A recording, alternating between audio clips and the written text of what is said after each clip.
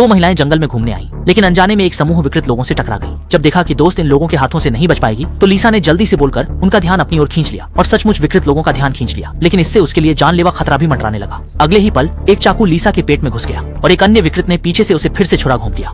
गंभीर रूप से घायल लिसा विरोध करने में असमर्थ थी और तुरंत जमीन पर गिर गई। इसके बाद विकृतियों ने अपनी ताकत को फिर से मैरी की तरफ मोड़ा। अंततः वह भी नहीं बच सकी और शोषण का शिकार बनी। खत्म होने के बाद मैरी किसी तरह उठ खड़ी हुई। वह जानती थी कि अब वह कोई उपयोगिता नहीं रखती। जीवित रहने के लिए उसे खुद को बचाने का कोई तरीका ढूंढना होगा। तुरंत उसने छुपाए हुए पत्थर से विकृति पर हमला किया, सिर पर, और फिर इस मौके का फायदा उठाकर जल्दी से भाग गई।